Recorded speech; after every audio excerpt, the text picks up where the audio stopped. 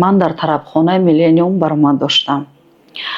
در آنجا به طور سر من پولکشی کردن، در حق پول بی‌احترامی کردن.